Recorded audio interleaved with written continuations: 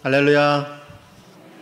우리 옆 사람하고도 한번 인사 한번 할까요? 우리 만나서 반갑습니다. 주일날 와서 반갑습니다. 네. 우리 이 시간 온라인으로 예배에 참여하고 계신 분들도 환영하고 축복합니다. 우리 주보를 참조하면서 교회 소식을 함께 나누도록 하겠습니다. 저희 교회 처음 오신 분들을 환영합니다. 등록을 원하시는 분은 나가실 때 본당 입구에서 안내위원들에게 말씀해 주시면 안내해 드리겠습니다. 우리 김세열 여애리 집사 가정이 어저께 우리 건강하게 사랑스러운 아들을 출산을 했습니다. 우리 보시면 또 축하해 주시고 또 격려해 주시면 감사드리겠습니다. 다음 주 주일 6월 6일에는 우리 성찬 예식을 거행할 예정입니다. 우리 남은 기간 자신을 잘 살피시고 기도로 준비하시면서 우리 성찬의 은혜에 함께 참여할 수 있도록 준비해 주시면 감사드리겠습니다. 제가 6월 2일부터 4일까지 세미나가 있어서 참석을 합니다. 그때는 제가 신방을 못하니까 참조해 주시기를 바라고요. 6월은 기도에 힘쓰는 달로 정했습니다. 제가 요즘 계속 신방을 하다 보니까 우리 성도님들이 참 기도가 많이 필요하시구나 라는 생각이 들었어요. 그래서 기도는 필요한데 우리가 막상 코로나로 인해서 기도할 수 있는 시간들이 많이 적어졌잖아요.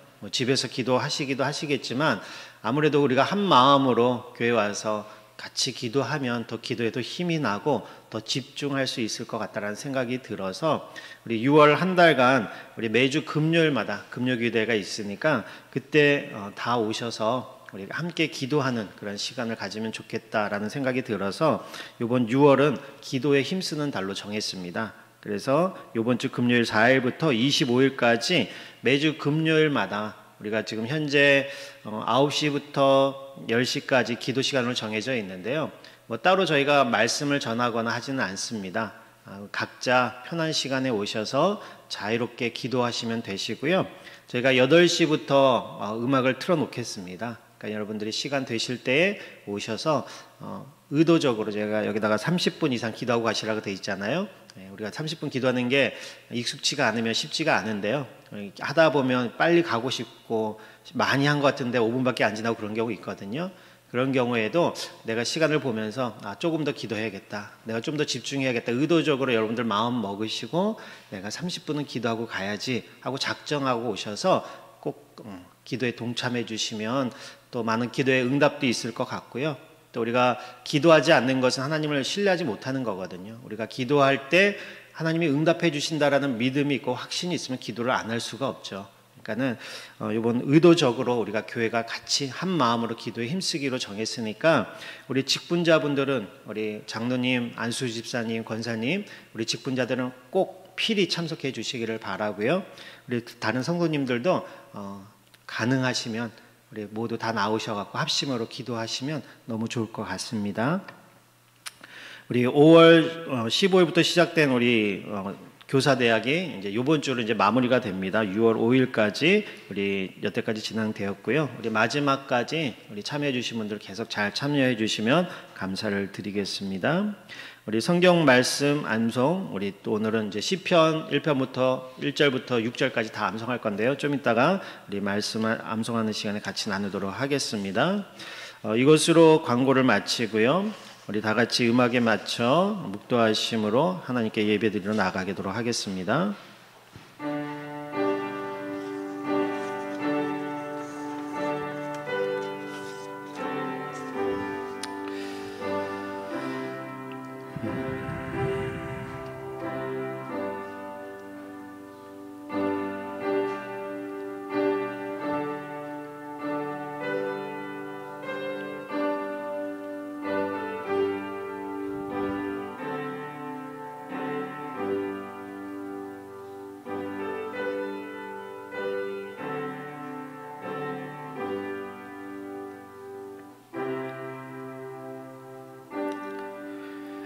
이스라엘아 들으라. 우리 하나님 여호와는 오직 유일한 여호와시니 너는 마음을 다하고 뜻을 다하고 힘을 다하여 내 하나님 여호와를 사랑하라.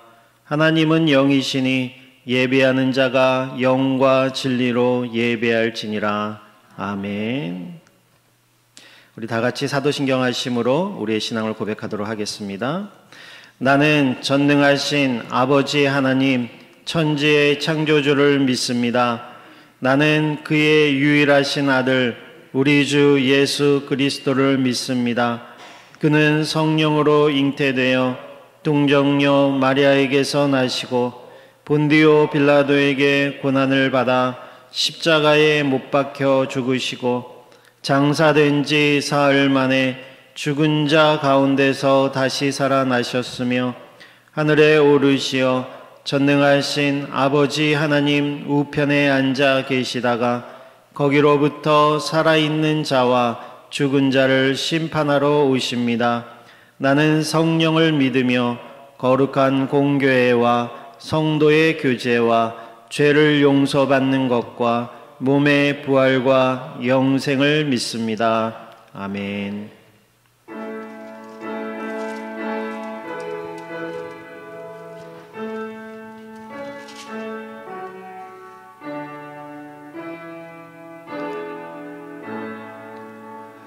성부 성자와 성령 찬송과 영광 돌려보내세 대처로 지금까지 또 영원 무궁토록 성삼 있게 영광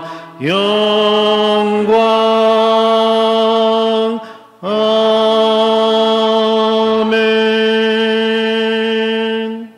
우리 이 시간은 지난 한 주간을 돌아보면서 우리의 죄와 또 우리의 연약함을 하나님께 고백하고 또한 감사의 내용들을 우리 하나님께 감사드릴 수 있는 그런 시간을 갖고자 합니다.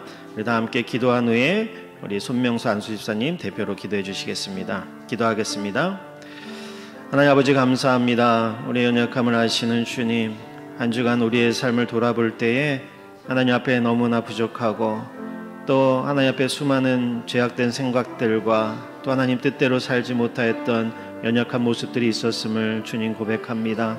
우리의 연약함들을 불쌍히 여겨주시고 주님 앞에 기도하지 못했던 아버지 그런 연약함과 부족한 모습들도 주님 불쌍히 여겨주셔서 우리가 다시금 기도에 힘쓰고자 하오니 하나님 기도할 수 있게 도와주시고 또 하나님 앞에 감사드려야 될 수많은 내용들이 있었음에도 불구하고 깨닫지 못하고 하나님 앞에 감사드리지 못하였던 것 아버지 이 시간 다시금 생각나게 하여 주셔서 늘 주님께 감사하며 모든 것에 감사하며 살아갈 수 있는 우리가 되게 도와주시옵소서. 이 시간 우리의 마음과 생각을 주장하여 주실 줄을 믿습니다. 주님 도와주시옵소서. 아멘.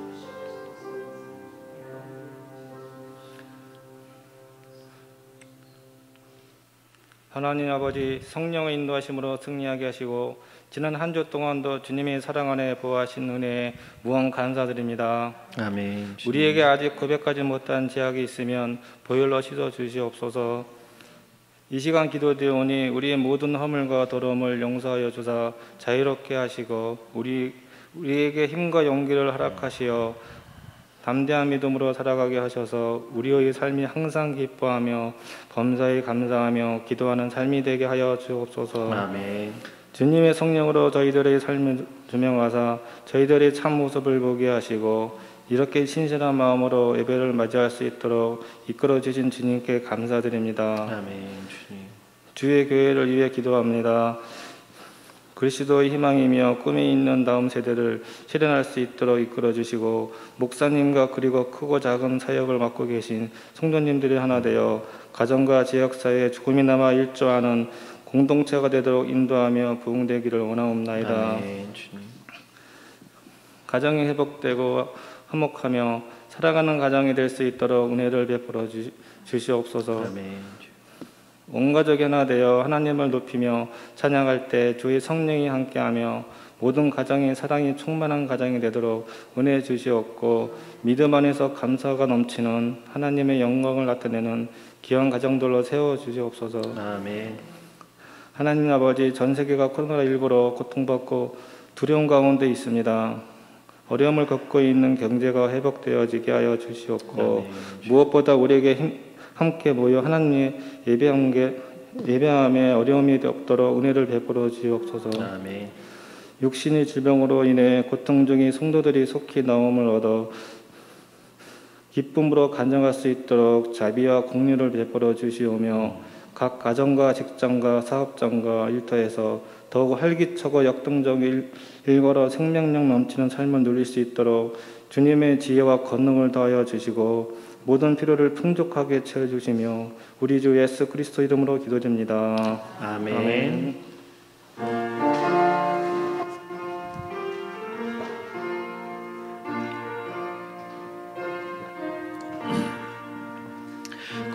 구세주를 아는 이들 찬송하고 찬송하세. 마음과 뜻과 힘 다하여 경배드리세. 주를 알지 못한 이들 주가 친히 인도하사 그의 피로 구속하니 찬송 부르세.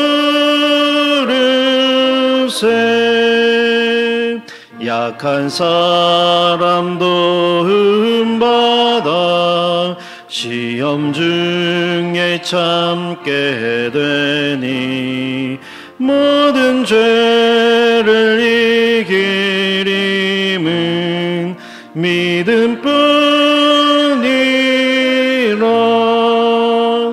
진리 되신 우리 주는 영원토록 변함없네. 성도들아 주를 믿어 길이 섬기세.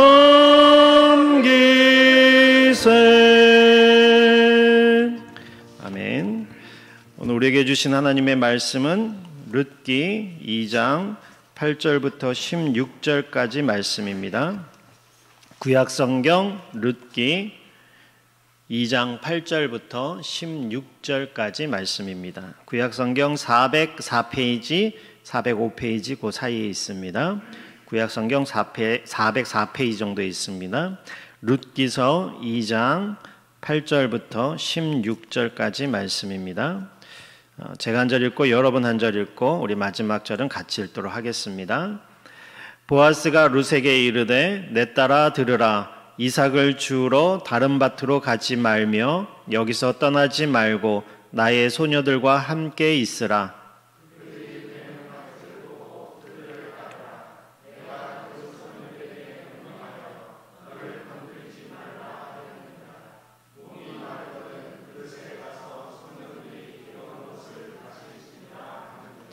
룻이 엎드려 얼굴을 땅에 대고 절하며 그에게 이르되 나는 이방 여인이거늘 당신이 어찌하여 내게 은혜를 베푸시며 나를 돌보시나이까 하니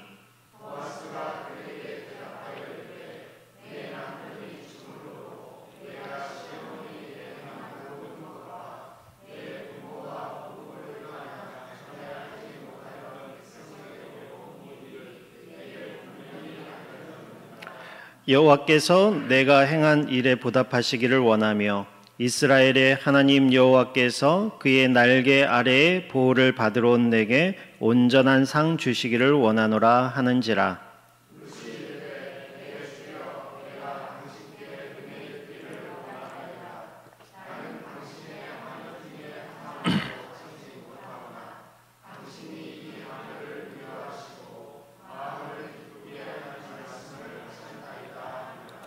식사할 때에 보아스가 룻에게 이르되 이리로 와서 떡을 먹으며 내 떡 조각을 초에 찍으라 하므로 룻이 곡식 빼는 자 곁에 앉으니 그가 볶은 곡식을 주매 룻이 배불리 먹고 남았더라.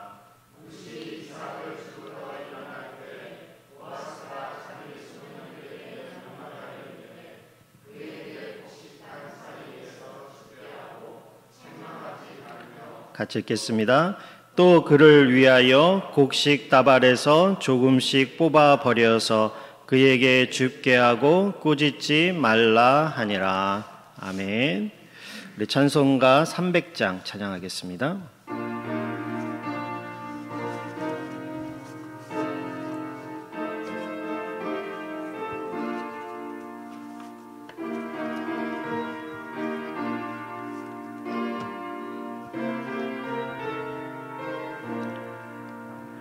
내 맘이 낙심되며 근심에 눌릴 때 주께서 내게 오사 위로해 주시네. 가는 길 캄캄하고 괴로움 많으나 주께서 함께하며 내 짐을 지시네. 그네가 내게 족하네. 그네가 족하네. 이 괴로운 세상 지날 때 그네가 족하네. 희망이 사라지고 친구 날 버릴 때 주 내게 속삭이며 새 희망 주시네. 싸움이 맹렬하여 두려워 떨 때에 승리의 왕이 되신 주 음성 들리네. 그네가 내게 족하네. 그네가 족하네. 이 괴로운 세상 지날 때 그네가 족하네. 번민이 가득 차고 눈물이 흐를 때 주 나의 곁에 오사 위로해 주시네. 환난이 닥쳐와서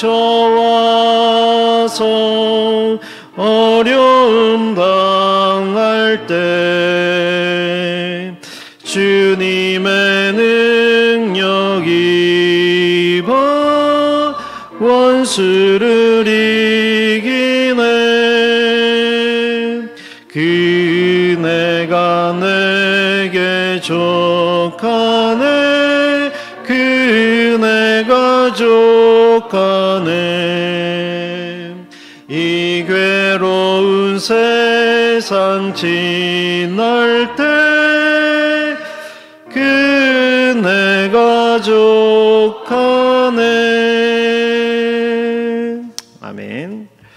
우리 암송 시편 1편부터 1편 1절부터 6절까지 오늘은 전체를 한번 다 외우는 시간을 갖도록 하겠습니다. 우리 먼저 주보 앞면에 보시면 말씀이 나와 있으니까 먼저 한번 읽어보고 그 다음에 암송하도록 하겠습니다. 같이 한번 읽겠습니다. 시작. 복 있는 사람은 악인들의 꾀를 따르지 아니하며 죄인들의 길에 서지 아니하며 오만한 자들의 자리에 앉지 아니하고 오직 여호와의 율법을 즐거워하여 그의 율법을 주야로 묵상하는도다. 그는 시냇가에 심은 나무가 철을 따라 열매를 맺으며 그 잎사귀가 마르지 아니함 같으니 그가 하는 모든 일이 다 형통하리로다. 악인들은 그렇지 아니하며 오직 바람에 나는 겨와 같도다. 그러므로 악인들은 심판을 견디지 못하며 죄인들이 의인들의 모임에 들지 못하리로다. 무릇 의인들의 길은 여호와께서 인정하시나 악인들의 길은 망하리로다. 아멘. 우리 암송하실 수 있는 분은 같이 암송해 주시고요. 아직 암송 못하신 분들은 주보를 같이 읽으면서 같이 한 목소리로 우리 암송해 보겠습니다. 시작. 복 있는 사람은 악인들의 꾀를 따르지 아니하며 죄인들의 길에 서지 아니하며 오만한 자들의 자리에 앉지 아니하고 오직 여호와의 율법을 즐거워하여 그 율법을 주야로 묵상하는도다. 그는 시냇가에 심은 나무가 철을 따라 열매를 맺으며 그 잎사귀가 마르지 아니함 같으니 그가 하는 모든 일이 다 형통하리로다. 악인들은 그렇지 아니하며 오직 바람에 나는 겨와 같도다. 그러므로 악인들은 심판을 견디지 못하며 죄인들은 의인들의 모임에 들지 못하리로다. 무릇 의인들의 길은 여호와께서 인정하시나 악인들의 길은 망하리로다. 아멘. 우리 암송에 동참해 주셔서 감사드리고요. 우리 다음 주부터는 계속 1절부터 6절까지 우리 한 달 동안 또 계속 암송하도록 하겠습니다. 오늘 말씀 같이 보도록 하겠습니다. 우리 계속 룻기에 대해서 이제 살펴보고 있는데요. 오늘 본문은 이제 지난 시간에 이어서 이제 이 룻과 보아스가 드디어 하나님의 그 섭리 가운데 그 보아스의 밭에서 처음으로 이제 대면하는 장면을 이어서 이제 이야기를 하고 있습니다. 근데 이 오늘 읽은 이 본문 말씀을 보면 주로 내용이 다 보아스와 룻이 이제 대화하는 그런 장면으로 나와요. 보아스가 3번의 질문을 이 룻에게 하면 그것에 대한 답으로 이 룻이 이제 2번의 답을 하는 이제 그런 장면이 나오는데요. 이 말씀을 우리가 천천히 잘 생각하면서 읽다 보면 이게 어디서 많이 듣던 말인데 하고 이렇게 떠오르는 이제 그런 한 사람이 있습니다. 그리고 자꾸 읽다 보면은 이거 어디서 많이 보던 장면이고 유사한 장면들이 우리 마음속에 떠오르는 그런 모습들이 있는데요. 저자가 의도적으로 이 대화를 우리가 잘 묵상하면서 읽다 보면 어떤 누군가가 떠오르도록 그렇게 적어놨다라는 것을 우리가 알 수가 있습니다. 그렇게 떠오른 사람이 누군가면 바로 하나님이시다라는 거죠. 보아스가 룻에게 하는 행동이 꼭 하나님이 우리에게 해 주시는 그런 행동과 똑같다라는 것입니다. 그리고 이 룻이 보아스에게 하는 그런 말과 그 감정이 마치 우리가 하나님에게 하듯이 하는 그런 모습으로 이 룻기를 기록한 저자가 의도적으로 그렇게 적어놓은 것을 볼 수가 있는데요. 오늘은 이 본문 내용을 통해서 도대체 보아스의 어떤 점이 하나님을 생각나게 하는 것이고 또 그래서 그것을 읽는 우리를 향한 이 성경의 의도가 무엇인가라는 것을 오늘 말씀을 통해서 한번 살펴보고자 합니다. 우리가 지난 시간에 읽었던 2장 5절 말씀에 보면 이제 처음으로 이 보아스와 룻이 이제 대면하게 되는 그런 장면이 나오죠. 그래서 이 보아스가 자기 사환에게 저 여자가 누구냐라고 이제 묻습니다. 그랬더니 그 사환이 나오미와 함께 온 모압 여인이다라고 이제 보아스에게 설명해 주는 장면으로 우리가 지난 시간에 마무리를 했는데요. 아마 이 처음 사환이 보아스에게 저 여자가 나오미와 함께 온 모압 여인입니다. 룻입니다. 라고 얘기했을 때 이 보아스의 머릿속에는 아마 이렇게 생각이 났을 거예요. 제가 걔였구나 라고 이렇게 아마 생각이 떠올랐을 겁니다. 왜냐하면 이미 2장 1절에서 이 나오미와 보아스의 관계가 친족 관계였다는 걸 이미 알고가 있죠. 그러다 보니까 옛날에 그 옛날이라는 곳은 우리가 고대 옛날에도 생각해보면 아시겠지만 그 동네 사람들 누구나 거의 다 알 수 있잖아요. 특히 자기 친척 관계에 있는 사람이라면 그 사람의 어떤 소문이라든지 그런 것들을 우리가 민감하게 들을 수밖에 없는 거예요. 그러니까 나오미가 고향을 떠났다가 빈털터리로 돌아왔다라는 소문은 이미 이 보아스의 귀에 이미 들렸을 것이고 이 나오미가 혼자 돌아온 것이 아니라 이방 여인 룻이라는 모압 여인 룻을 그 며느리와 함께 돌아왔다라는 것은 이미 이 보아스가 익히 알고 있다라는 거죠. 그래서 실제로 2장 11절에 보면은 이 보아스가 룻에게 하는 그 말을 볼 때에 이 보아스라는 사람은 이 룻에 대한 소문을 이미 들어서 그 형편이나 내용을 이미 다 알고 있구나라고 알 수가 있습니다. 2장 11절에 보면 이 룻이 누구의 며느리인지, 그리고 그간에 어떤 삶을 살아왔었고 또 어떠한 상황에 처해 있는지를 이미 다 알고 있었다라는 거죠.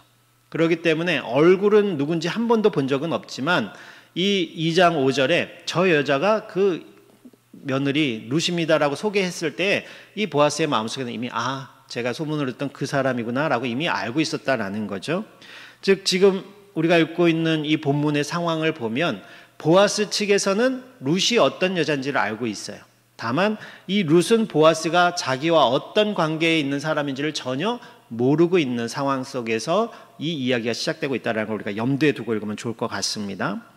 지금 보아스는 이미 이 룻이 어떤 여인인지 자기와 어떤 관계에 있는지를 이미 다 알고 있는 입장임에도 불구하고 오늘 2장 8절에 보니까 마치 처음 보고 아무것도 모르고 있는 사람인 것처럼 이 룻에게 말을 걸고 있는 것을 볼 수가 있어요.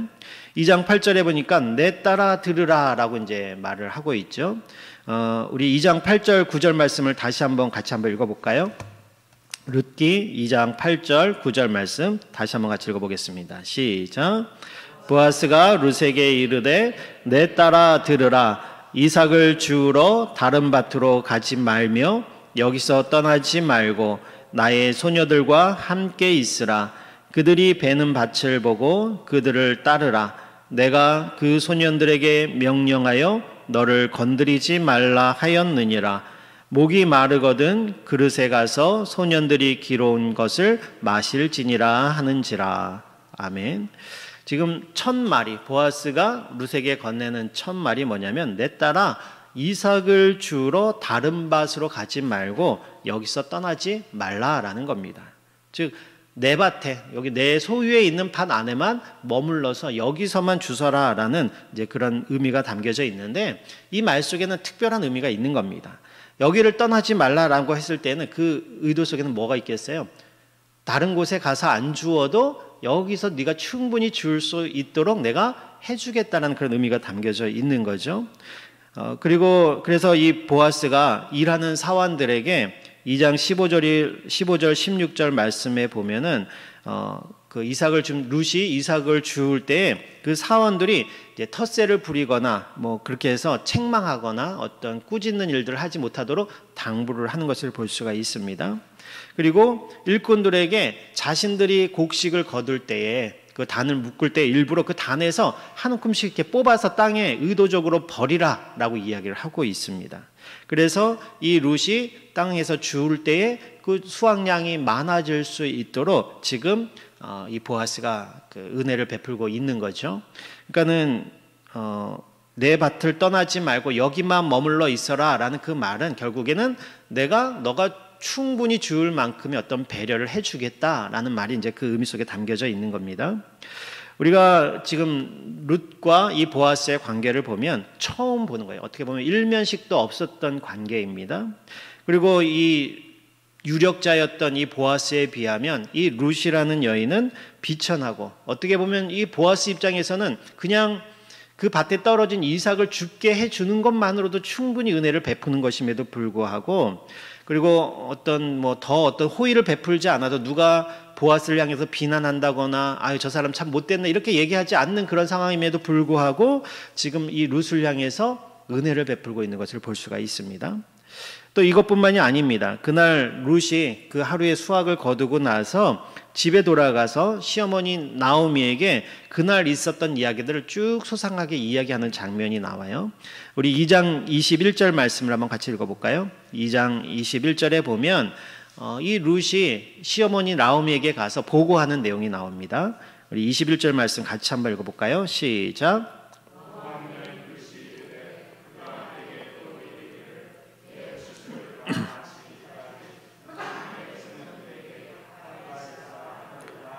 네, 그냥 그날만 자기 밭을 떠나지 말고 그날만 주워가라는 것이 아니라 추수가 다 끝날 때까지 자기 밭에만 와서 이삭을 주우라는 거죠. 지금 보면 이 보아스가 2장 8절에서 내 밭을 떠나지 말고 여기만 머물러 있어라라는 그 말은 그날의 수확만 보장하겠다라는 것이 아니라 추수기 내내 약 한 3개월에서 4개월 정도 걸리는데요. 그 기간 동안에 너가 충분히 가져갈 수 있을 만큼의 양을 내가 보장해 주겠다라는 그런 의도가 담겨 있는 것을 볼 수가 있습니다. 그리고 다시 2장 8절로 돌아와서 보면 내 밭을 떠나지 말라라는 말과 함께 누구와 함께 있으라 그럽니까? 나의 소녀들, 나의 여종들과 함께 같이 있어라 라는 말을 룻에게 해줍니다. 그들의 이 같이 있으라는 말은 뭐냐면 이 소녀들과 가까이, 그러니까 같이 어울려서 그 밭에서 주우라는 이야기예요. 이것이 그냥 우리가 그냥 읽으면 그냥 넘어갈 수도 있는 구절이기도 하지만 이 고대 이스라엘의 추수 풍경을 생각해 보면 우리가 이것도 이 보아스의 은혜가 담긴 말이다라는 것을 깨달을 수가 있는 게 당시 이제 추수할 때 그 풍경을 보면 맨 앞줄에는 이제 남종들이 그 이삭을 이제 그 벼를 이렇게 베어 나가면 그 뒤를 이제 여종들이 따라가면서 그 단으로 이제 그것을 묶습니다. 그리고 이 여종들이 다 지나간 다음에야 한참 뒤에 멀찍이서 이 땅에 떨어진 이삭을 줍는 뭐 가난한 사람들, 과부나 고아 이런 사람들이 이제 뒤따라 가서 그것을 줍게끔 되는 거예요. 근데 지금 보아스가 내 소녀들과 함께 있으라라고 하는 말은 결국엔 뭐냐면 맨 뒤에 저기 떨어져서 나중에서 그걸 주우라는 것이 아니라 단을 묶고 있는 그 사이에서 주스라라는 거죠. 그럼 당연히 더 많이 거둘 수 있다라는 거죠. 그런데 지금 이 보아스가 룻에게 나의 소녀들과 함께 있고 그들을 바짝 따라오면서 주스라라는 말은 결국에는 이 룻에게는 다른 사람과는 다른 특별한 권리를 주겠다라는 말을 하고 있는 겁니다. 이어서 9절 중반에 보면 또 이렇게 말을 하고 있죠. 소년들에게 명령해서 너를 건들지 말라라고 이야기를 했다라는 거예요. 지금 이방 여인인 이 룻은 과부죠. 그리고 이방 여인입니다. 지금 타국에 와서 전혀 낯선 동네에 와 있어요. 여자 혼자의 몸이고 어떤 일을 당했을 때에 이 룻을 보호해 줄 만한 어떤 남자들도 없는 그런 상황이에요. 그러다 보면 그 동네에 있는 청년들이나 남자들이 얼마든지 이 소녀에게 해코지를 가할 수 있는 그런 일들이 있었겠죠. 아마 보아스가 의도적으로 자기 남종들에게 그런 부탁을 했다라는 얘기는 그런 일들이 왕왕 있었다라는 것을 우리가 짐작해 볼 수가 있습니다. 그래서 소년들에게 너를 건들지 말라라고 내가 특별히 부탁했다, 이야기를 해놨다라고 이야기를 하는 거죠. 아마 다른 밭으로 가지 말라는 이유도 여기 포함되어 있지 않을까라고 생각이 듭니다. 그날의 수확량도 보장해 주지만 다른 밭에 가서 혹시라도 그곳에 있는 남정네들에게 어떤 안 좋은 일을 당할 수 있을까 봐 내 밭에 있으면 수확도 보장되고 신병까지도 안전도 내가 보장해 주겠다라는 약속을 해주고 있는 겁니다.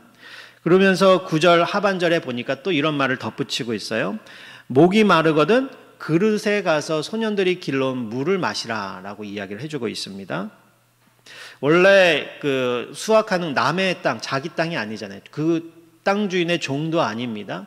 자기 먹을 것을 땅바닥에 떨어진 것을 먹으러 그런 것들을 주스러 가는 사람의 입장에서 본다 그러면 일꾼들이 힘겹게 멀리서 우물에서 길어와서 자기들이 마실 그 물들을 떠왔는데 그 있는 물을 마신다라는 것은 언감생심 꿈도 꿀 수 없는 그런 일이다라는 거죠. 그런데 보아스는 이 룻에게 그 떠온 물도 마실 수 있는 권리를 지금 보장을 하고 있는 겁니다. 지금 이 보아스가 룻에게 하고 있는 이 말들을 보면 첫 번째로 룻이 충분히 걷어갈 수 있는 수확을 그날의 양을 보장을 하고 있어요. 그리고 두 번째로는 남종들에게 이야기해서 안전을 보장해 주고 있습니다. 그리고 오늘 지금 읽은 것처럼 물을 마실 수 있는 특권까지도 주고 있어요. 어떻게 보면 가장 밑바닥에 있었던 이 룻의 입장에서 본다 그러면 이 보아스가 베푸는 그런 호의, 이런 은혜라는 것은 있을 수가 없는 일이다라는 거죠.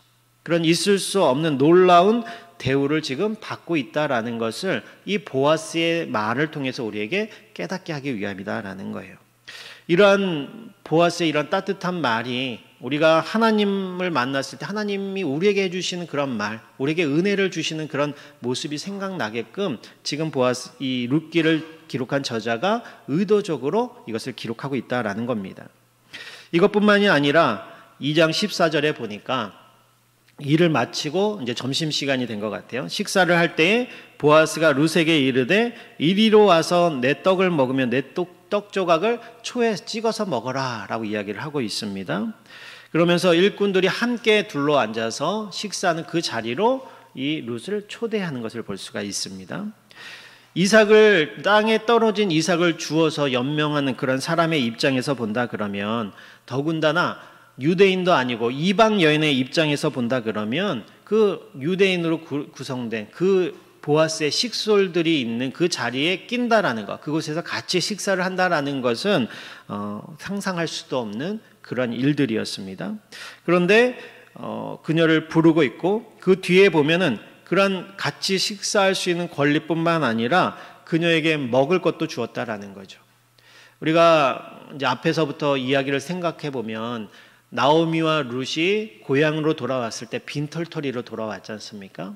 그리고 그들이 빈털터리로 돌아왔을 때 남의 밭에 가서 땅에 떨어진 이삭을 줍지 않으면 한 끼를 해결할 수 없는 그런 아주 가난한 밑바닥, 아무것도 없는 그런 인생이었어요. 이날도 아마 이삭을 주스러 나왔다라는 것은 자기네 집에 먹을 것이 없기 때문에 그것을 해결하기 위해서 나왔다고 생각할 수 있습니다. 그러면 그 주우러 나온 이 룻이 과연 도시락이나 제대로 싸갖고 나왔을까, 우리가 쉽게 짐작해 볼 수가 있잖아요. 이 보아스가 그런 룻에게 그 식사하는 자리로 초대하고 또 먹을 것도 주었다라고 이야기를 하고 있습니다. 그러면서 그 먹을 것을 주고 남은 것이, 배불리 먹고도 남을 만큼의 그 식사를 제공했다라는 것을 볼 수가 있어요. 아무것도 없었는데 배불리 먹고 남는 일이 지금 생겼다라는 것을 성경이 이야기를 하고 있는 겁니다. 그리고 17절에 보니까 이 룻이 이삭 줍기를 마치고 그 죽은 것에서 그 나달들을 다 떨어내서 그것을 모아서 집으로 가져갔는데, 17절에 보니까 그날 주운 보리의 양이 한 에바였다라고 이야기를 하고 있어요. 이 에바라는 것은 당시 이제 그 무게를 측정하는, 양을 측정하는 단위인데, 이 한 에바는 오늘날로 하면 한 23리터 정도, 그러니까 우리가 이제 20kg짜리 쌀 한 포대 정도의 양이 나오는 그런 양이라고 생각해 보면 됩니다. 땅에 떨어진 그 이삭을 주워서 거기서 나달을 털어낸 것이, 하루 종일 주순 것이 20kg 부대의 양이 나왔다라는 것은 굉장히 어마어마하게 많은 양이 나온 거죠. 그만큼 이 보아스가 종들에게 일부러 나달을 떨어뜨리게 하고 이삭을 떨어뜨려서 이 룻으로 하여금 많이 주울 수 있도록 배려했다라는 것을 알 수가 있습니다. 우리가 이 장면을 보면 이 룻은 지금 아무것도 가진 것 없이 그 밭에 한 끼를 해결하기 위해서 왔어요. 그런데 막상 갈 때 보니까 배불리 먹고 남았고, 또 가져갈 양이 20kg짜리 그 쌀 한 푸대보다도 더 많은 양을 걷어서 가는 그런 장면을 우리가 상상해 볼 수가 있습니다. 이 장면을 보면 신약의 어떤 한 장면이 떠올라요. 우리가 예수님이 어떤 한 광야에서 그 백성들을 모아놓고 그 설교를 하다가 보니까 날이 저물어 가고 있어요. 근데 보니까 백성들이 가져온 것이 아무것도 없는 거예요. 그래서 먹을 것이 있냐라고 찾아보니까 보리떡 5개와 물고기 2마리, 한 소년이 갖고 있는 그 도시락밖에 없는 것을 발견할 때가 있지 않습니까? 그때 예수님께서 축사하셨을 때 아무것도 없는, 먹을 것이 정말 보리떡 5개와 물고기 2마리밖에 없는, 보잘것없는 그런 먹을 것이었지만, 예수님이 축사하셨을 때 어떻게 됐습니까? 모두가 배불리 먹고 12광주리가 남았다라고 되어 있지 않습니까? 마치 오늘 이 표현을 보면 이 오병이어의 기적이 일어난 것처럼 빈털터리로 밭에 왔다가 그 보아스의 은혜를 입어서 배불리 먹고 남고, 또 돌아갈 때는 정말 쌀 한 포대를 갖고 돌아갈 수 있는 그런 은혜를 입은 이 모습을 봤을 때, 아, 이것도 하나님의 은혜가 아니면 이런 일이 일어날 수 없구나라는 것을 우리로 하여금 생각나게 한다라는 거죠. 이 보아스가 이 룻에게 하는 행동을 보면 철저하게 이 룻의 입장에 서서 이 룻을 마치 자기의 상황처럼 여기면서 은혜를 베풀고 있는 것을 볼 수가 있습니다. 어떻게 보면 이 보아스의 입장에서는 아쉬울 게 없는 사람이에요. 그 동네에서 유력자고 부자고 뭐 이름이나 명성이나 그런 것에서 어느 하나 아쉬울 것이 없는 사람입니다. 그런데 생전 처음 만난 이 이방 여인 룻을 향해서 이 떨어진 이삭이라도 줍지 않으면 하루를 살아갈 수 없는, 생존을 유지할 수 없는 천한 신분의 이방인 과부인 이 룻에게 이런 대접을 하고 있다라는 것을 성경은 계속 우리에게 이제 부각시키고 있는 거죠. 이것을 깨달으라고 계속 이야기를 하고 있는 겁니다. 게다가 18절을 보니까 먹고 남은 것을 가져갔더니 시어머니까지 배가 부르게 먹을 수 있었다라고 이야기를 하고 있어요. 그리고 23절을 보면 룻이 보리 추수와 밀 추수를 마칠 때까지 이삭을 주었다라고 이야기를 하고 있습니다. 지금 우리가 보고 있는 본문에 보고 있는 이날만이 아니라 보리와 밀이 추수가 끝날 때까지 매일 나가서 안식일을 빼고 하루에 일주일에 한 6번은 나갔다고 생각을 한다 그러면 매일 3개월에서 4개월 동안 20kg짜리 그 거둔 보리나 밀을 한 부대씩 가지고 돌아왔다라는 거예요. 그러면은 그 한 3개월, 짧게 3개월이라고 쳐도 그 양이 굉장히 많다. 둘이 먹고는 1년을 살기엔 충분한 양이다라는 걸 우리가 볼 수가 있지 않습니까? 굉장한 양입니다. 이런 은혜를 입은 사람의 입장에서 본다 그러면 어찌 보면 처음 보는 자신에게 그것도 아무것도 없고 보잘것없는 그런 사람에게 어떻게 이런 은혜를 베풀 수 있을까? 루사 입장에서 생각해 본다면 그런 생각을 충분히 할 수 있을 거라고 생각이 들어요. 어떻게 저 사람은 나에게 이렇게 따뜻하게 배려를 해줄 수 있고 어떻게 아무 보잘것없는 나에게 이런 은혜를 베풀지 않아도 누가 뭘 할 사람이 아무도 없는데 나의 입장에 서서 나에게 이런 것들을 제공해 줄 수 있을까라는 생각을 룻이 했을 거라고 생각이 듭니다.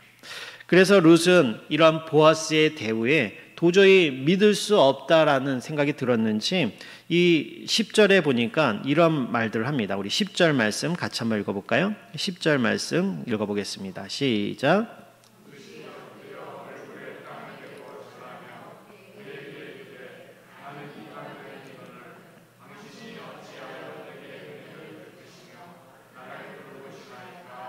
아멘. 이 룻의 반응은 먼저 이 보아스의 그 은혜스러운 말, 그 자기에게 긍휼을 베풀고 있는 그 말을 듣고 나서 제일 먼저 보인 반응이 뭐냐면 얼굴을 땅에 대고 엎드리는 거였어요. 그건 뭐냐면 그만큼 그 말의 은혜가 너무 컸다라는 거죠. 이 땅에 얼굴을 댄다라는 것은 우리 왕이나 어떤 고위 관리들에게 하는 거잖아요. 권력자들에게 하는 거잖아요. 그러니까 보아스가 자기에게 베푸는 그 친절과 호의를 이 룻이 얼마나 감격하게 받아들이고 있는가를 잘 보여주는 장면이라고 생각이 듭니다. 그리고 그런 놀랍고 감격한 마음으로 10절 하반절에 또 이렇게 표현을 하고 있죠. 나는 이방 여인인데 당신은 어째서 내게 이런 은혜를 베푸십니까? 이렇게 나를 돌봐주십니까? 라는 고백을 합니다. 어떻게 나 같은 것에게 이런 은혜를 베푸냐라는 거죠. 당신의 입장에서 보면 나는 비천하고 아무것도 가진 것 없고 심지어는 이방 여인의 과부인데 어떻게 나를 이렇게 돌보고 나에게 이렇게 은혜를 베풀 수 있느냐라는 것을 고백하는 것입니다. 이 말의 내용을 보면 우리가 하나님 앞에 고백할 때 이런 고백들을 한다라는 생각이 들지 않으십니까? 제가 예수님을 처음 인격적으로 만났을 때 예수님께 했던 그 고백이 이런 거였어요. 하나님, 어떻게 나 같은 것을 이렇게 사랑하십니까? 내가 무엇이간데 나에게 이런 은혜를 베푸시고 나를 이렇게까지 돌봐주시는지 하나님 몸둘 바를 모르겠습니다. 이게 제가 하나님을 인격적으로 만났을 때 하나님의 은혜를 깨달았을 때 하나님 앞에 했던 고백입니다. 아마 여러분들도 동일한 고백들을 하셨을 거라고 생각이 들어요.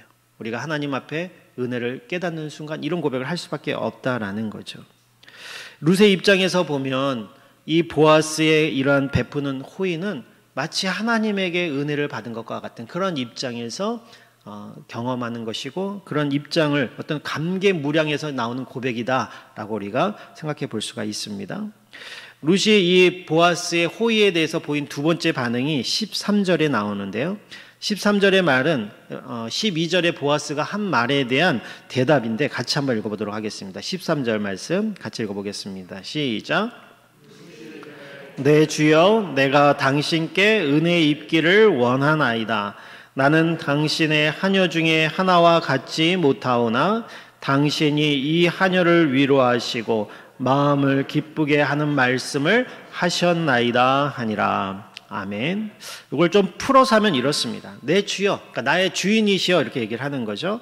내가 당신께 은혜 입기를 원합니다. 그 은혜의 말을 들었을 때에 내가 그런 은혜를 입으면 참 좋겠습니다 라고 이야기를 하는 거예요.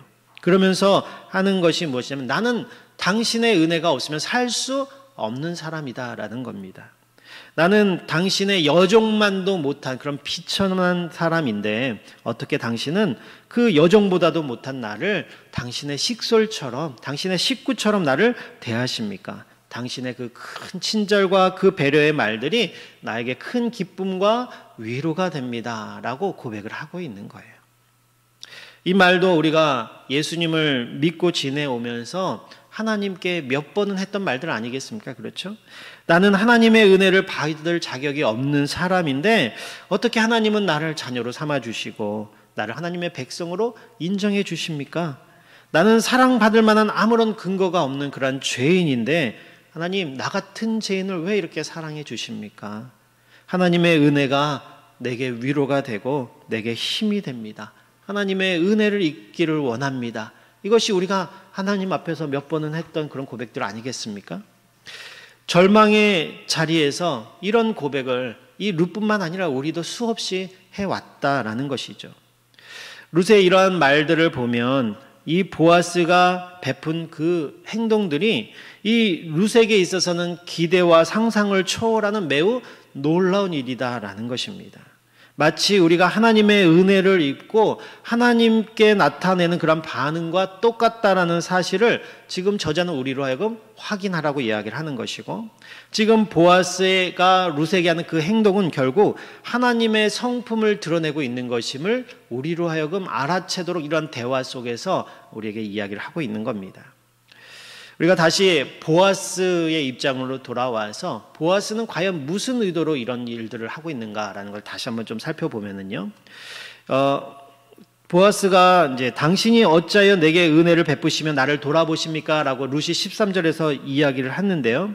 그 전에 이 룻에게 보아스가 두 가지 말을 합니다. 11절, 12절 말씀 우리 같이 한번 읽어볼까요? 11절, 12절 말씀입니다. 같이 읽겠습니다. 시작. 보아스가 그에게 대답하여 이르되 내 남편이 죽은 후로 내가 시어머니에게 행한 모든 것과 내 부모와 고국을 떠나 전에 알지 못하던 백성에게로 온 일이 내게 분명히 알려졌느니라. 여호와께서 내가 행한 일에 보답하시기를 원하며 이스라엘의 하나님 여호와께서 그의 날개 아래 보호를 받으러 온 내게 온전한 상 주시기를 원하노라 하는지라. 아멘. 지금 12절에 이 보아스가 룻을 향해서 축복하는 말을 하고 있는데요. 12절 말씀을 보면 여호와께서 내가 행한 일에 보답하기를 원하며 라고 말을 하고 있지 않습니까? 내가 행한 일이라는 것은 11절에 있는 이 말씀이에요. 내 남편이 죽은 후로 내가 시어머니에 행한 모든 것, 이것이 네가 행한 13절, 12절에서 내가 행한 일에 보답하기를 할 때 그 내가 행한 일이고, 그 11절 하반절에 내 부모와 고국을 떠나 전에 알지 못하던 백성에게로 온 이 일을 뭐라고 지금 보아스는 평가하고 있냐면 12절에 보니까 그의 날개 아래로 보호를 받으러 왔다. 그러니까 하나님의 은혜를 사모해서 하나님의 은혜 아래로 온 것으로 지금 고국과 부모를 떠나서 온 행위를 그렇게 해석하고 있다는 걸 우리가 볼 수가 있습니다. 결국 이 보아스가 하고자 하는 이야기는 뭐냐면 지금까지 네가 살아온 그 행적을 내가 소문으로 이미 다 들었고 그 소문이 온 동네에 자자하게 다 나 있다라는 거죠. 그리고 너가 이 땅에 온 것은 단순히 시어머니만을 모시기 위한 것도 아니고 그 행동 속에는 분명하게 하나님의 은혜를 사모해서 그 은혜의 날개 아래에 거하기 위해서 부모와 고국을 떠나 어떻게 보면 새롭게 가정을 꾸며서 더 나아질 수 있는 삶의 그 가능성이 있는 모국을 버리고 아무런 삶이 나아질 수 있는 가능성이 없는 이 땅에 온 것이 결국에는 하나님의 은혜를 찾고자 온 것인데 그 하나님의 은혜를 찾으러 너에게 하나님의 은혜가 임하기를 원한다라는 이야기를 해주고 있는 겁니다. 이것은 불쌍한, 그러니까 하나님의 은혜를 찾아서 부모와 고국을 떠나온 이 룻을 위해서 이 보아스가 하나님께 간구하는 중보 기도의 내용이다라고 말할 수가 있어요. 이스라엘의 하나님 여호와께서 그의 날개 아래에 보호받으러 온 내게 온전한 상 주시기를 원하노라. 이 말은 그렇게 됐으면 좋겠다라는 것을 이 보아스가 기도해 주고 있는 내용이죠. 보아스의 이러한 친절은 하나님께서 룻에게 그런 행동에 대한, 그런 결단에 대한 은혜를 갚아주시기를 바라고 또 상 주시고 보호해 주셨으면 하는 그러한 바람에서 기도를 해주고 있는 것인데요. 우리가 오늘 본문에 살펴보았듯이 이 보아스는 단순히 룻을 향해서 그런 축복의 기도만 해주고 끝나는 것이 아니었다라는 걸 알 수가 있습니다. 보아스가 우리가 좀 전에 살펴보았던 왜 룻에게 그런 은혜를 베풀었을까? 처음 일면식도 없는 이 이방인 여자에게 왜 그런 호의를 베풀었을까가 여기 나타난다라는 거예요. 무슨 얘기인가 하면 이 보아스는 룻을 향해서 하나님의 은혜가 너에게, 그 은혜를 찾아온 너에게 하나님의 은혜가 임하기를 원한다라는 기도만으로 끝낸 것이 아니라 그 기도의 내용이 자신을 통해 이루어지기를 힘썼다라는 것입니다. 그러니까 앞에 우리가 살펴본 보아스가 룻을 향해서 베푼 그런 호의나 그런 태도들이 이미 이전부터 자기가 룻에 대해 들었던 그 내용들, 이 여인이 하나님의 은혜를 찾아서 이곳까지 왔구나, 그렇게 찾아온 여인이 하나님의 은혜를 받았으면 좋겠구나라는 그러한 마음이 있었는데, 그것이 단순히 기도로만, 중보 기도해 주는 것으로만 끝난 것이 아니라 내가 가진 것을 통해서, 나를 통해서 내 기도의 내용이 이루어지기를 힘썼다라는 것을 보여주고 있다라는 것입니다. 우리는 다른 사람들을 위해 기도할 때에 하나님, 저 사람의 기도의 내용이 이루어지길 원합니다. 하나님, 저 사람에게 은혜를 베풀어 주십시오라고 어떻게 보면 중개하는 역할로서 우리는 기도를 다 했다라고 생각하는 경우가 있습니다. 그러나 보아스는 거기서 그치는 것이 아니라 그렇게 드린 기도의 내용을 자기를 통해서 그 기도의 내용이 이루어지기를 위해서 실행했던 사람이다라는 것을 우리에게 보여주고 있다라는 거죠. 즉 자신이 그 기도의 응답이 되도록 행했던 사람이다라는 겁니다. 물론 응답은 하나님이 하시는 거죠. 그리고 우리는 다른 사람을 위해서 기도하는 것으로 끝날 수밖에 없는 상황들도 많이 있습니다. 그러나 오늘 성경이 우리에게 이야기하고자 하는 것은 그렇다고 해서 내가 다른 사람을 위해서 기도하는 것만으로 됐다라는 그런 생각을 뛰어넘기를 원하고 있다라는 거죠. 하나님이 우리에게 요구하시는 그 기도의 모습은 내가 응답이 되기를 원한다라는 겁니다.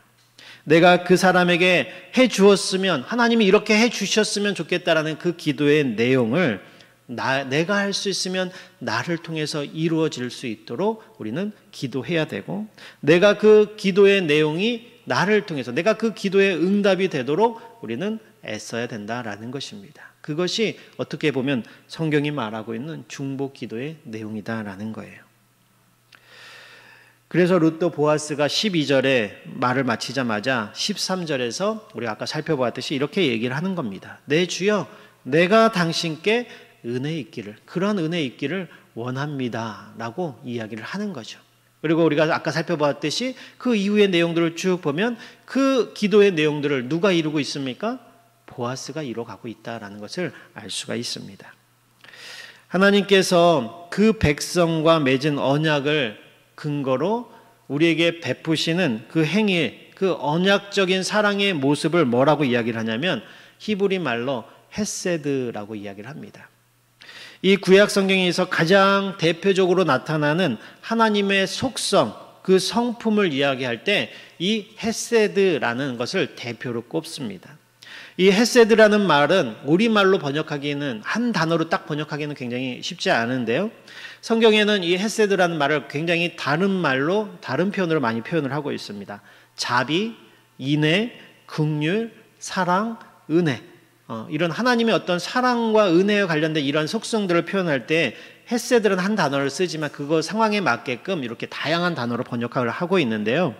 즉 이 헤세드라는 말은 하나님의 사랑의 성품을 종합적으로 드러내는 아주 그런 단어다라는 것을 우리가 기억하면 좋을 것 같습니다. 이 하나님의 이 헤세드, 이 사랑은 상대방의 상태에 영향을 받지 않는 사랑이에요.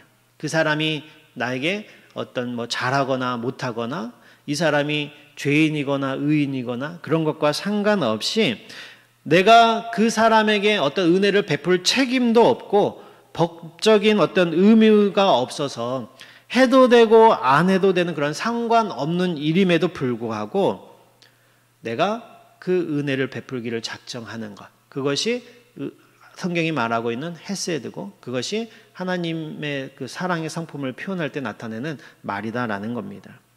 우리가 그런 입장에 있죠.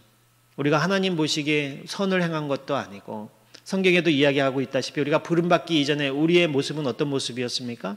죄인의 모습이었고 심지어는 성경을 우리 구원받기 이전에 우리의 모습을 하나님과 원수가 되었던 사이다라고 표현을 하고 있습니다. 그런 원수와 같은 우리를 하나님이 이 헤세드의 마음을 가지고 긍휼의 마음을 가지고 우리를 구원해 주셨고 우리를 하나님의 자녀로 삼아주시고 우리가 누릴 수 없고 받을 수 없는 기대할 수 없는 그런 은혜와 사랑을 우리에게 베풀고 있다라는 것입니다. 오늘 보아스가 룻에게 행하고 있는 이런 행동들은 하나님의 그 헤세드를 생각나게끔 하는 그러한 행동이다라고 할 수가 있고요. 그래서 이 보아스가 룻에게 하는 이 모든 행동들과 처신들을 보면은 우리는 자꾸 누가 생각나게 됩니까? 하나님이 생각나게 된다라는 거죠. 보아스의 모습을 통해서 하나님의 모습을 보게 된다라는 것입니다. 그러면 우리는 여기서 질문이 한 가지 생길 수가 있어요. 어떤 질문이냐면 왜 룻기는 이 하나님의 그 헤세드, 그 은혜와 사랑을 하나님께서 직접 나타내는 어떤 사랑으로 나타내지 않고 보아스가 룻에게 행동하는 그것으로 나타나게 했을까라는 것입니다. 우리가 앞에도 얘기했듯이 이 룻기는 하나님이 나타나지 않는, 하나님이 직접 드러나지 않는 유일한 책이라고 말씀을 드렸잖아요. 오히려 이 보아스와 룻의 말과 행동을 통해서 하나님이 그 배후에서 일하고 있는 하나님의 그 손길을 우리로 하여금 볼 수 있게 만들고 지금 보는 것처럼 하나님의 헤세드를 우리가 보아스의 삶을 통해서 경험할 수 있게끔 만드는, 왜 이러한 방식으로 성경을 기록했을까 우리가 생각해 볼 수가 있습니다. 여기에는 매우 중요한 의도가 있는데요. 이 하나님의 헤세드, 하나님의 은혜를 입은 하나님의 백성들은 자신들이 이제는 이 하나님의 헤세드를 서로에게 드러내는 삶을 살아야 된다라는 것을 우리에게 알리고자 함입니다. 하나님의 이 성품을 우리의 삶 속에서 행하고 나누어야 한다는 이 도전을 우리에게 주기 위해서 의도적으로 이런 방식으로 룻기를 기록했다라는 것을 우리가 알 수가 있습니다. 이 보아스와 룻의 관계에서 하나님의 그 헤세드, 그 삶 속에서 드러내 보이는 누가 보아도 하나님의 모습이 떠오르게 하는 이러한 이 모습을 통해서 신자라면, 신자된 우리가 이제는 이 보아스와 같이 우리 이웃들에게, 같은 공동체 식구들에게 이러한 모습을 드러내라 라고 이야기를 하고 있는 겁니다. 신약의 성경의 표현을 빌자 그러면 그리스도의 향기가 풍겨나는 그러한 삶을 살아라 라고 이야기를 하고 있는 겁니다. 이것은 신자된 우리에게 주어진 책임이고 의무다라는 겁니다. 신자의 삶은 하나님을 반사하는 삶이 되어야 돼요. 우리의 모습 속에서 하나님이 보이는 그러한 삶을 살아야 된다라는 것을 성경을 이야기하고 있습니다. 우리 신자나 교회가 다른 사람에 대해서 매정한 것은 어떻게 보면 죄라고 이야기할 수 있습니다. 우리가 여태까지 한국교회가 나만 잘 살면 되고 나만 편하면 됐고 우리 교회만 부흥하면 됐다라는 식의 그런 모습을 많이 보여왔어요. 그러다 보니까 교회가 교회답지 못하고 세상이 교회를 향해서 손가락질하는 그런 모습을 우리가 당해왔습니다. 제가 이번 금요일 날 신방을 갔다가 들어오는데 우리 여기 본당 들어온 입구 말고 우리 식당으로 들어가는 입구 있잖아요. 그 현관을 딱 들고 오는데 그 앞에 누가 신발을 한 켤레를 딱 벗어놨어요. 이쁘게 가지런하게. 그래서 이게 누가 신발을 여기서 벗어놨나 하고 이제 딱 들어가 봤더니 어떤 할머니 한 분이 이제 막 그 안에서 헤매고 계시더라고요. 그래서 제가 어떻게 오셨어요? 물어봤더니 이제 남부역 쪽에 사시는데 6개를 건너오다 보니까 다리에 힘이 없어갖고 계단 내려올 때 거기 손잡이를 짚고 내려오셨나 봐요. 근데 이제 거기에 뭐가 묻어 있었는지 손에 뭐가 묻어서 은행 가는 길인데 손을 좀 씻고 싶어서 들어왔다라는 거예요. 근데 우리 여기 식당 입구 보시면 이렇게 신발 그 깔판이 깔려 있다 보니까 거기가 이제 신발을 벗고 들어오시는 데인 줄 알았나 봐요. 그 장판이 깔려 있다 보니까. 그래서 신발을 벗어놓고 거기 들어와서 이제 손 씻을 곳을 찾더라고요. 그래서 제가 그 싱크대로 안내서 여기서 손 씻으시면 됩니다 하고 손을 이렇게 씻을 수 있도록 안내해 드리고, 이게 막 숨차시고 힘들어하시길래 여기 잠깐 쉬었다 가세요라고 이제 쉬었다 가시라고 제가 이렇게 말씀을 드렸어요. 그랬더니 좀 그럴까요 하고 이제 앉아서 쉬시더라고요.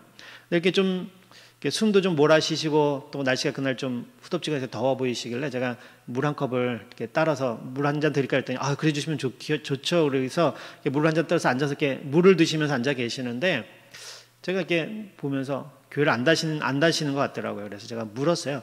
할머니 어떻게 교회 다니세요? 그랬더니 교회 안 다닌대. 자기는 종교가 없대요. 그래서 제가 그러면 근처에 가까운 교회 한번 나가보세요. 너무 좋아요. 제가 그랬더니 이 할머니가 하시는 이야기가 교회 갔더니 속이는 사람들만 있고, 교회 다닌다고 하는데 거짓말하고 남의 돈 빌려갖고 안 갚는 사람들만 있더라고. 자기 그래서 교회 안 가고, 자기는 교회 안 다녀도 남 속이지도 않고 착하게 살기 때문에 이렇게 살다가 죽으면 되지, 뭐 이렇게 얘기를 하시더라고요. 그래서 제가 그랬습니다.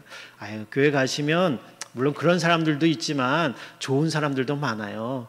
그리고 무엇보다도 교회 가시면 우리가 영원한 생명을 얻을 수 있고 천국에 갈 수 있잖아요. 그러니까 너무 좋으니까 교회 한번 나가보세요. 제가 이렇게 말씀을 드렸어요. 근데 이 할머니 계속 하시는 말씀이 교회 가면 나쁜 사람들만 있다고, 교회 갔더니 자기한테 거짓말하고 자기 돈 안 갖고 이렇게 도망간 사람도 있고, 그런 얘기를 계속 하시더라고요. 그래서 그래도 그런 사람은 얼마 없고 좋은 사람이 더 많으니까 나가보세요 라고 했더니, 나가시면서 그래요 한번 나가볼까요 이렇게 하면서 가시더라고요. 그 말을 들으면서 제 마음이 굉장히 씁쓸했습니다. 우리 믿는 사람들이 얼마나 믿는 자로서 하나님의 모습을 드러내지 못했으면, 세상 사람들이 교회에 그러면 그래도 거기는 좀 착하고 저기는 하나님을 모른다 할지 저기는 그래도 좀 바르게 살려고 하는 사람들이 모인 곳이지라는 어떤 그런 평가를 들어야 하는데, 오히려 요즘에는 교회 이야기를 하면 거기 있는 사람들 세상보다도 못해, 나보다도 못 살아, 나보다도 정직하지 않아, 이런 말을 듣는 그런 교회가 되었다라는 거죠.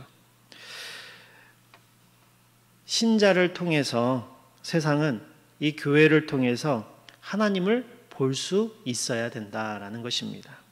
오늘 이 성경이 우리에게 이야기하고자 하는 게 그거예요. 결국 우리의 삶을 통해서 우리가 하나님을 드러내는 삶을 살아야만 이 세상 사람들이 하나님을 바르게 볼 수 있는 그런 복을 누리게 할 수 있다라는 거죠. 이것이 아브라함을 택해서 하나님이 이스라엘이라는 나라를 통해서 복의 근원이 되는 그런 나라를 만들려고 했던, 교회를 만드시는 이유가 거기 있다라는 거예요.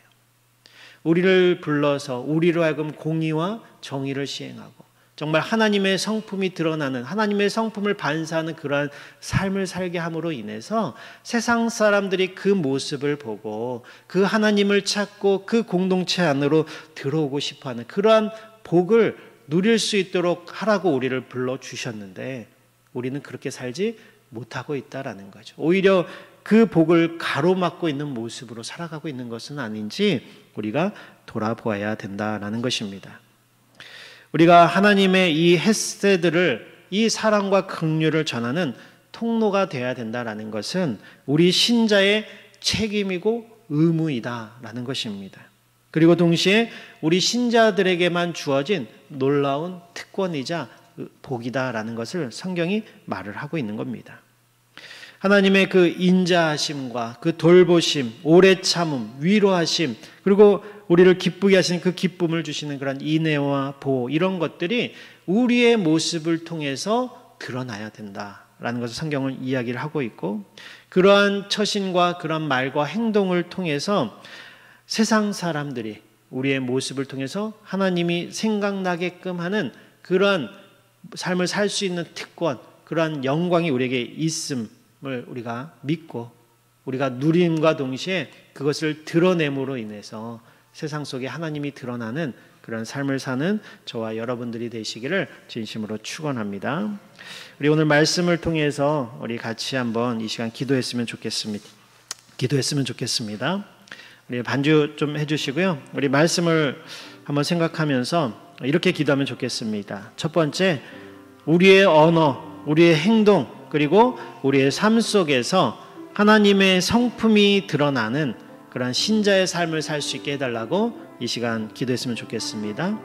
그리고 우리가 다른 사람을 위해서 기도할 때 그냥 말로만 기도하고 끝나는 것이 아니라 내가 그 기도의 응답이 되기 위해서 노력하고 행동하는 그러한 기도가 될 수 있도록 위해서 우리 이 시간 같이 기도하기를 바라고, 끝으로 우리 교회를 통해서 세상이 하나님을 볼 수 있는, 하나님의 복을 누릴 수 있는 그런 교회가 되게 해달라고 우리 이 시간 같이 한 목소리로 기도하도록 하겠습니다. 기도하겠습니다. 하나님 아버지 감사합니다. 오늘 말씀을 통해서 우리 보아스가 하나님의 그 은혜를 드러내는 그러한 삶을 살았던 것을 보았습니다. 그리고 룻의 그 은혜를 받았을 때 마치 하나님을 대하듯이 그 보아스에게 고백하고 은혜를 구하는 그러한 모습을 살펴보았습니다. 하나님, 이것을 통하여 우리에게 그러한 삶을 살라고 우리에게 말씀하고 있는 줄 믿습니다. 하나님, 우리의 말, 우리의 행동, 그리고 우리의 언어 속에서 하나님의 그 성품이 드러나는 그러한 삶을 살 수 있도록 도와주시옵소서.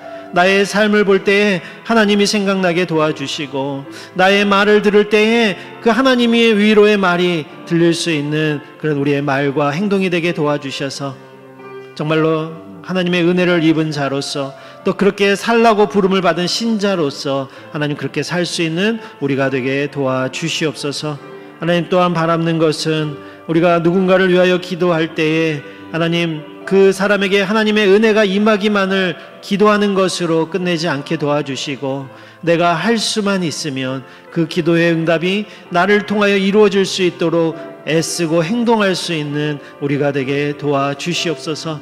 마치 보아스가 룻을 축복할 때에 그 기도의 내용을 이루기 위해서 자기가 룻의 입장에 서서 자기가 가진 것을 가지고 최선을 다해 베풀었던 것처럼, 하나님, 우리도 나에게 주신 것을 가지고 이웃들을 위하여 기도하고 그들을 향하여 베풀 수 있는 그러한 삶을 살게 도와주시고, 그러한 삶을 하나님이 기뻐하시고 축복하심을 우리가 깨달을 수 있도록 주님 도와주시옵소서.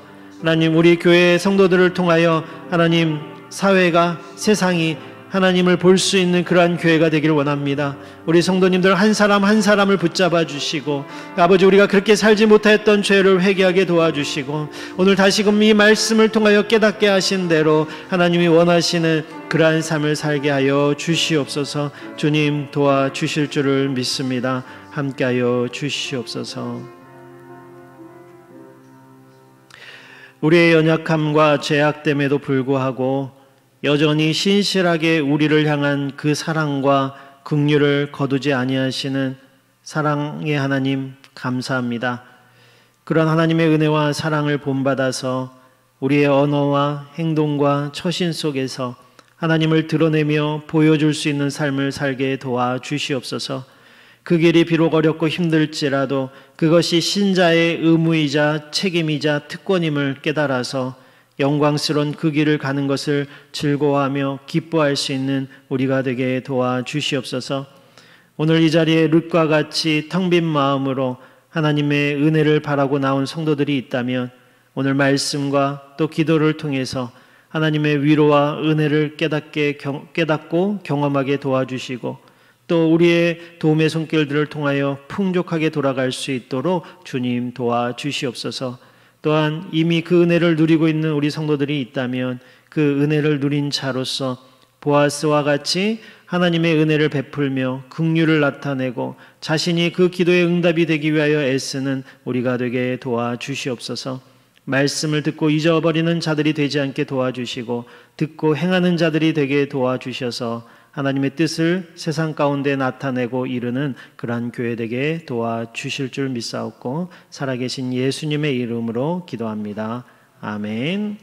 우리 찬송가 452장 찬양하면서 봉헌하도록 하겠습니다.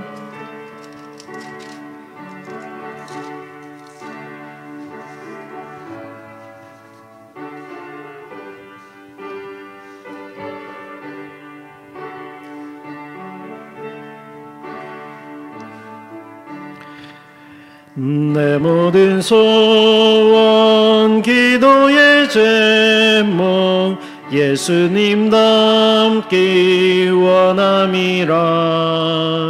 예수님 영상 나이기 위해 세상에 보았기 전에 예수님 닮기 내가 원하네. 날 구원하신 예수님을 내 마음속에 지금 고도사 주님의 영상 인치소서. 무한한 사랑 풍성한 긍휼 슬픈 자 위로하시는 주. 길 잃은 죄인 부르는 예수 그 영상 담게 하옵소서.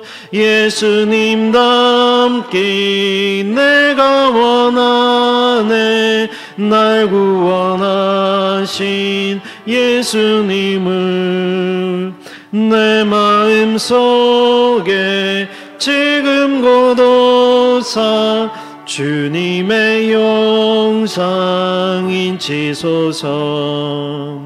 겸손한 예수 거룩한 주님 원수의 멸시 참으시사 우리를 위해 고난을 받은 구주를 담게 하옵소서. 예수님 닮기 내가 원하네. 날 구원하신 예수님은 내 마음속에 지금 고도사 주님의 영상 인치소서. 하나님 아버지 감사합니다. 우리를 하나님의 자녀로 삼아주시고 또 거룩한 하나님의 백성으로 우리로 하여금 하나님의 성품을 드러내며 살 수 있는 기회와 은혜를 주심을 주님 감사를 드립니다. 우리가 세상 속에서 살아갈 때에 내가 베풀지 않아도 되고 내가 베풀지 않는다고 해서 나에게 어떤 누가 뭘 할 사람도 없는 그런 일이라 할지라도 하나님 우리의 도움을 필요로 하는 사람들을 발견했을 때에 그들을 위하여 기도할 수 있게 도와주시고 그 기도의 내용이 나를 통하여 이루어질 수 있도록 애쓰는 그런 우리가 될 수 있도록 주님 도와주시옵소서. 그래서 세상 속에 우리의 모습을 통하여 하나님의 성품이 드러나게 도와주시고 나만을 위하고 나만 내가 잘 살고 잘 먹는 것으로 만족하며 사는 우리의 모습이나 우리의 교회가 아니라 우리 주변에 가난하고 힘들고 마치 룻과 같이 텅 빈 인생으로서 하나님의 은혜만 바라보는 그런 사람들을 향하여 우리가 도움의 손길을 베풀 수 있는 그런 우리의 모습, 교회의 모습이 되게 도와주시옵소서. 하나님 이 시간 하나님 앞에 예물을 드린 우리 성도들의 손길을 기억하여 주시고 코로나로 인하여 여러 가지 형편 속에서 나 혼자 쓰기에도 부족하고 우리 가족 쓰기에도 부족한 그런 상황이지만 하나님 그러한 모든 주신 것이 하나님이 주신 것임을 인정하고 내가 기쁨을 하나님 앞에 드릴 때에 우리의 필요한 모든 것을 다시금 하나님께서 채워주실 줄을 믿는 믿음으로 하나님 앞에 예물을 드렸습니다. 하나님 그 믿음대로 되게 도와주시고 정말 우리 성도들의 필요한 모든 것들을 하나님의 놀라운 방법으로 채우시는 또 그 긍휼을 입을 수 있는 우리 성도님들 되게 도와주시옵소서. 지금은 우리 주 예수 그리스도의 은혜와 조건 없이 우리를 사랑하고 계시는 하나님의 사랑과 성령님의 교통하심이 자신의 삶 속에서 하나님의 은혜를 나타내려고 사는 그런 삶을 살려고 결단하는 모든 성도들과 하나님의 위로와 은혜가 필요한 모든 사람들 머리 위에 지금으로부터 영원토록 함께 있을지어다. 아멘.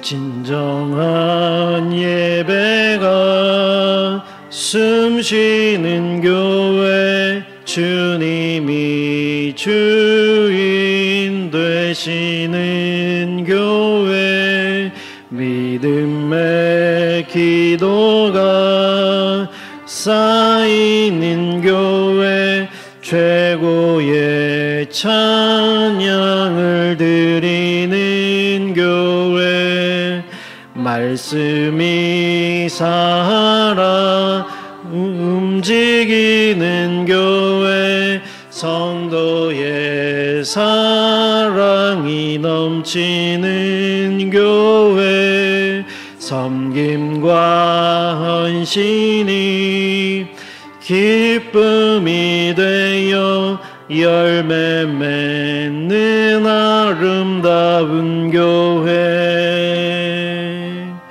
주님의 마음 닮아서 이웃을 사랑하는 교회, 주님의 영광을 위해서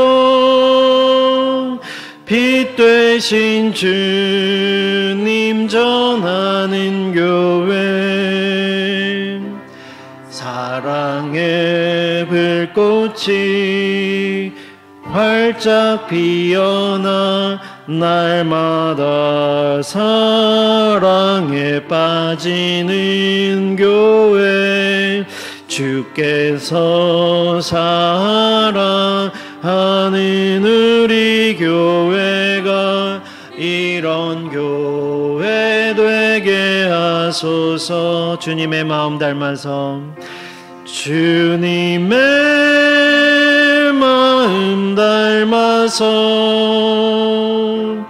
이웃을 사랑하는 교회, 주님의 영광을 위해서 빛 되신 주님 전하는 교회,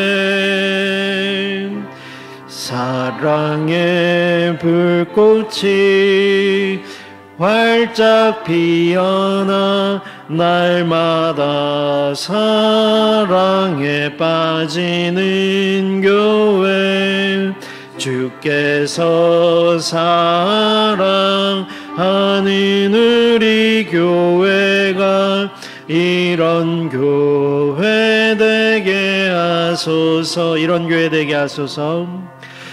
이런 교회 되게 하소서. 이런 교회 되게 하소서.